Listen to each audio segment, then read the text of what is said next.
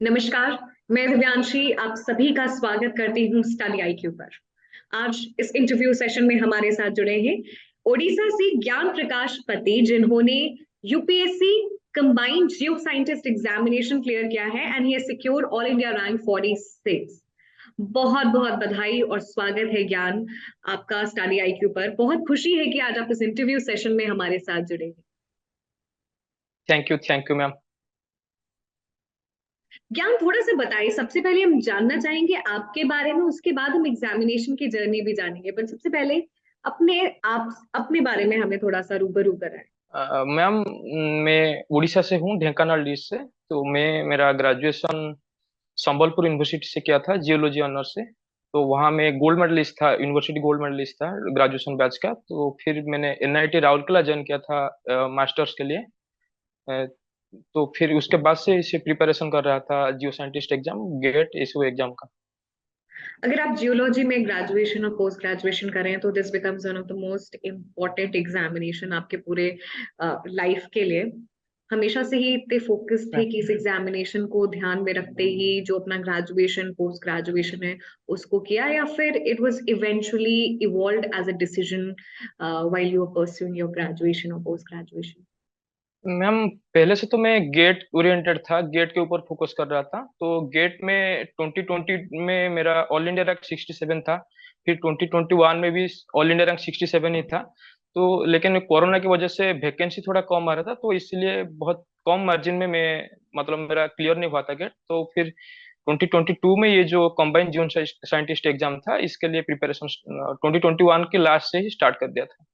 आपने जैसे बताया कि बहुत सारे फैक्टर्स थे, तो जब से तैयारी शुरू की, एग्जामिनेशन को कैसे समझा, अलग अलग इसके पेपर्स होते हैं उसको कैसे समझा, पूरा स्टार्ट से लेकर के एंड तक आपकी जो समझ आपने डेवलप की पूरे एग्जामिनेशन प्रोसेस में, उसको बताएं। क्योंकि बहुत सारे लोग तैयारी तो करना चाहते हैं लेकिन तैयारी कैसे करें, वो जो ट्रिगर पॉइंट होता है उसको कैसे अपनाएं। हाँ मैम।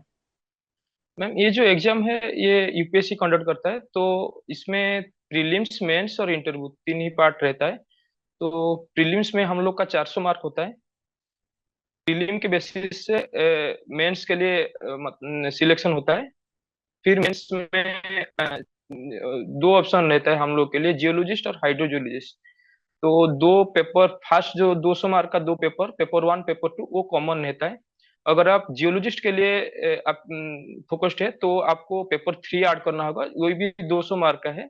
और हाइड्रो के लिए और एक पेपर है 200 मार्क का। तो ऐसे ही लगभग 600 मार्क का एग्जाम मेंस ही है। तो प्रीलिम्स में 400 और 200 मार्क का इंटरव्यू था। तो ये मेंस के रिजल्ट से, मेंस और प्रीलिम्स के रिजल्ट के बेसिस पे इंटरव्यू के लिए सिलेक्ट होते हैं। फिर फाइनल लिस्ट आता है। तो शुरुआत प्रीलिम से ही करते हैं, क्योंकि प्रीलिम्स एक आसान स्टेज लगता है लेकिन एक बहुत ही ट्रिकी स्टेज होता है, तो उसी के बारे में पहले बात करेंगे। प्रीलिम्स एक्चुअली, हाँ, ये अनसर्टनिटी बहुत रहता है प्रीलिम्स के ऊपर। तो बहुत लोग अपेयर करते हैं। 400 मार्क का ये एग्जाम होता है। तो इसमें हम लोग का जियोलॉजी और एक जनरल साइंस पेपर रहता है, जीएस का। इसमें हम लोग को history, geography, economics, political science, current affairs और जो साइंस का फिजिक्स, केमिस्ट्री, बायो, ये सब पढ़ के देना होता है। तो इसमें कट ऑफ मार्क रहता है। अगर ये जीएस पेपर का आपका कट ऑफ क्लियर किए हैं, फिर वो जियोलॉजी का मार्क ऐड होगा। इस ये दोनों मिला के फिर ये बेसिस पे आपको, आप मेंस में अपेयर हो गए। बिल्कुल ज्ञान, आगे बढ़ते और बातचीत जैसे आपने बताया, थोड़ा इसी पे और बताएं। फिर मेंस में जो 600 मार्क है, ये और पेपर 200 मार्क का होता है। तीन पेपर अपेयर करना होता है।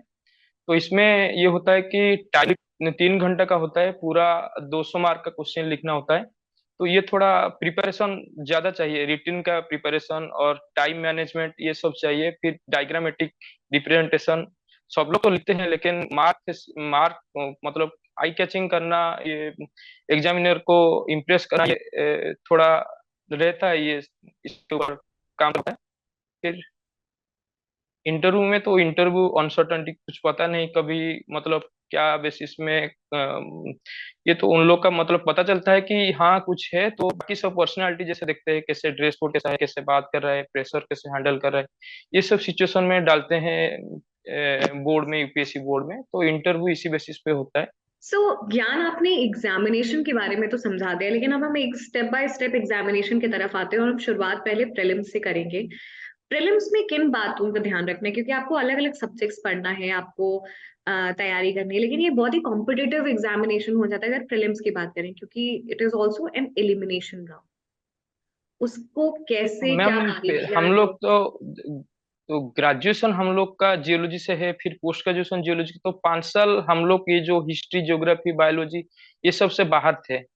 तो ये क्वालिफाइंग के लिए ये सब चाहिए था। तो ये जियोलॉजी तो टच में था, हाँ। लास्ट टाइम गेट दिया था मैंने, फिर अपियर कर रहा था एग्जाम बार बार, तो ये जीएस पेपर थोड़ा क्रूशियल था। तो इसीलिए मैं current affairs regular last means जो एग्जाम था प्रीलिम्स था फरवरी में था 2022 में। तो 2021 मिड से मैं करंट अफेयर्स का प्रिपरेशन स्टार्ट कर दिया था। फिर वो जो बाकी जो हिस्ट्री है ज्योग्राफी नोट करके पढ़ना स्टार्ट किया था। जियोलॉजी को लास्ट के लिए रख दिया था, क्योंकि टॉच था मेरा जियोलॉजी में, हाँ कॉन्फिडेंस था इतना कि मैं क्लियर कर लूंगा। तो ये जो जीएस पेपर है ये आपका जो चैनल स्टडी आईक्यू है इसमें जो वीडियो था रेगुलर बेसिस पे, फिर कुछ तीन जो गौरव गर्ग सर का जो 300 एमसीक्यू, ये मुझे बहुत मतलब मेरे लिए बहुत ये बेनिफिशियल रहा, ये 300 मंथली 300 एमसीक्यू। और फिर से और कुछ बुक्स है जैसे लूसेंट और तोरुण गोयल, ये सब बुक्स में मैं कवर किया था प्रीलिम्स के लिए। तो ऐसे ये सब किया था। फिर जियोलॉजी देखे थे। करंट अफेयर्स लोग क्योंकि आपने जैसे कहा कि जियोलॉजी बैकग्राउंड रहा है और करंट अफेयर्स और हिस्ट्री, सिविक्स, ज्योग्राफी सब्जेक्ट्स छूट जाते हैं, किस तरीके से स्टडी आईक्यू ने मदद की और एग्जामिनेशन में आपको किस तरीके से यू कुड रिफ्लेक्ट इट? मेरे एक सीनियर भाई थे, वो मुझे पहले से जब मैं स्टार्ट किया था तो मुझे सजेस्ट था कि गौरव गर्ग का ये लेने के लिए सब्सक्रिप्शन जो 300 वाला, और एक था स्टैटिक जीके सर का।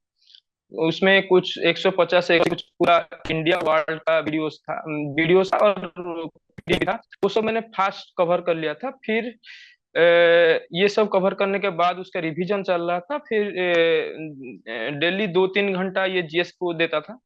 और ये जो और बाकी जो सब थे हिस्ट्री ज्योग्राफी, ये सब कभी कभी यूट्यूब में कोई डाउट हुआ तो इंटरेस्टिंग, पहले से बहुत बहुत इंटरेस्टिंग था हिस्ट्री ज्योग्राफी वाला पार्ट। तो ये मैं यूट्यूब से, और ये जो बुक मैंने बोला तरुण गोयर और लूसेंट, ये बुक से कवर कर रहा था साइमल्टेनियसली जियोलॉजी के साथ। बात मेंस पे आते हैं, अलग अलग पेपर्स में किस तरीके से लिखना है, क्योंकि सब्जेक्टिव हो हाँ जाता है। हाँ। तो ये जो पेपर मैंने बोला, पेपर 1 में कुछ 5 टॉपिक रहता था, एवरेज 40 मार्क्स का एक सब्जेक्ट, 5 सब्जेक्ट था। तो इससे एवरेज 40 मार्क का रहता था, तो 200 मार्क हो गया। फिर कुछ फर्स्ट सेक्शन में था 10 क्वेश्चन था 5 मार्क वाला, तो ये कंपलसरी था। फिर सब 15 और 10 मार्क का क्वेश्चन करने को होता था। तो इसमें ये यूपीएससी का जैसा रूल है कि 5 मार्क के लिए एक पेज वो देता था, उसी में ही फिलअप करना है। तो ये हम टाइम का मैनेजमेंट बहुत बड़ा इशू था। आप सबको पता है लिखना क्या है, लेकिन वो टाइम को मैनेज करके पेपर को मैनेज करके लिखना थोड़ा दिक्कत होता है। तो पहले से प्रैक्टिस करना होता है कि ये क्वेश्चन आएगा तो मेरे को इतना लिखना है। पूरा ऐसे ही पूरा सिलेबस का मैंने पैटर्न तैयार कर लिया था कि पूरा मतलब कोई भी क्वेश्चन आए तो जैसे 1 या 2 पेज में लिख सकूं। अगर डायरेक्टली भी नहीं होता तो पूरा सिलेबस कवर करने से हो जाता है। मतलब कोई अगर थोड़ा बड़ा क्वेश्चन बाहर से आता है, तो अगर पूरा सिलेबस को थोरोली कवर किया हो, तो वो एडजस्ट होता है कहीं ना कहीं। तो मेंस में ये होता है कि टाइम फैक्टर बहुत ज्यादा है। फिर वो हैंड राइटिंग क्लियर होना चाहिए। तो ये इसके लिए जो सबसे जो सही तरीका लगता है डायग्राम करके उसको रिप्रेजेंट करना, जो कि मेरे टाइम को सेव कर रहा था और ये आई कैचिंग हो रहा था। तो मेरा ये मतलब पहले से फोकस था कि जो भी एग्जाम मेरे खाता को जो चेक करेंगे, जो साथ जो भी एग्जामिनर, उसको मतलब कोई दिक्कत ना आए, इजीली वो देखे हाँ ये है कंटेंट। तो डायग्रामेटिकली मैं रिप्रेजेंट किया था। ऐसे ही पूरा टाइम मैनेजमेंट करके 5 मिनट हिसाब करके कुछ 10-15 मिनट छोड़ देता था। फिर टाइम मैनेज करके ही मैं क्वेश्चन का आंसर देने लगता था। कोई क्वेश्चन था ऐसे बाहर से आया था या कोई हार्ड था, तो इसको भी ऐसे मैंने एडजस्ट किया था। पूरा सिलेबस पढ़ा था तो इसीलिए मैंने एडजस्ट कर लिया था कुछ ये करके। तो ऐसे ही मेंस क्लियर हुआ था। तो पेपर 2 में भी ऐसे 5 सब्जेक्ट है। और पेपर 3 में भी ऐसे एक है और जियोलॉजी हम लोग का, इकोनॉमिक जियोलॉजी। वो पेपर थोड़ा डिफिकल्ट था क्योंकि ये मैं गेट के लिए जो प्रिपरेशन कर रहा था ये उससे अलग था थोड़ा, तो इसके लिए मेरे को बहुत मेहनत करना पड़ा था पेपर 3 के लिए। थोड़ा सा इंटरव्यू एक्सपीरियंस भी आपका जानना चाहेंगे। पांच बोर्ड, तो मेरे पैनल में जो थे स्मिता मांद्राज में, वो मैं मतलब वो थे आईएएस थे, वो रिटायर्ड आईएएस। तो स्मिता मैम के साथ और 3 जियोलॉजिस्ट ही थे। तो फर्स्ट स्मिता मैम मेरे लोकालिटी के बारे में पूछ रहे थे कि उड़ीसा के बारे में, उड़ीसा की जियोलॉजी क्या है, क्या क्या किए हो, फील्ड ट्रेनिंग क्या की हो, ये सब बारे में पूछ रहे थे। वो सेक्शन थोड़ा ठीक ठाक था, बहुत ज्यादा अच्छा नहीं गया था।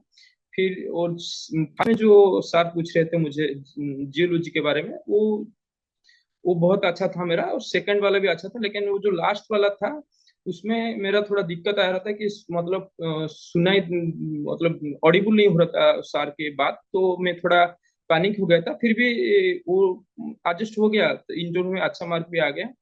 तो एक शायद पता नहीं क्या दिक्कत देते हैं, मैं सोच रहा था कि मेरा खराब गया है, लेकिन ठीक ठाक मार्क आया है।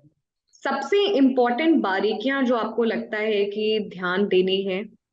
इंटरव्यू में मैम, इंटरव्यू में कॉन्फिडेंस चाहिए आप, मगर आपको उन लोग को सब पता है, उन लोग का ये जो मैम हो गए मतलब चेयरमैन मैम, वो तो बहुत 30-40 साल का एक्सपीरियंस है उनके। तो आप वहाँ झूठ बोल नहीं सकते। अगर कोई भी सिचुएशन आए तो हाँ ma'am sorry I don't know ऐसे बोलना ही सही है, क्योंकि अगर आप झूठ बोलोगे तो एडजस्ट करने को लग जाओगे तो पकड़ जाओगे। तो फिर वो जियोलॉजी का भी जो जियोलॉजिस्ट था, वो भी सारे प्रोफेसर थे, ड्यू बड़ा बड़ा इंस्टीट्यूट का प्रोफेसर थे। तो उसमें अगर आपको नहीं आ रहा है तो ठीक है, वो लोग बहुत कोऑपरेटिव जो थे, कोऑपरेट करते थे।